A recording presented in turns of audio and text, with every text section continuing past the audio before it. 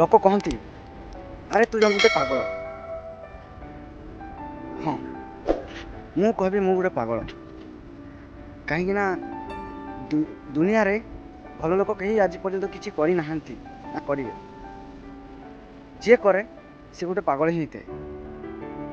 ଆଉ ପାଗଳ ଦୁନିଆରେ ଦୁଇ ପ୍ରକାର ପାଗଳ ଅଛି। ଗୋଟେ ହେଉଛି ମେଣ୍ଟାଲି ପାଗଳ, ଆଉ ଗୋଟେ ହେଉଛି ଜୁନୁଇନି ପାଗଳ।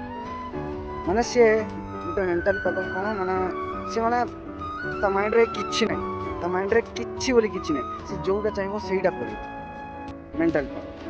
ଆଉ ଗୋଟେ ଅଛି ଜୁନୁଇନି ପାଗଳ, ମାନେ ତାର ଟାର୍ଗେଟ, ତାର ମକସଦ ସେ ତାକୁ ପାଇବା ପାଇଁ ନା ଜି ଯା ଲଗେଇଦବ। ବୁଝିପାରିଲ, ଯାହା କଷ୍ଟ କରିବ।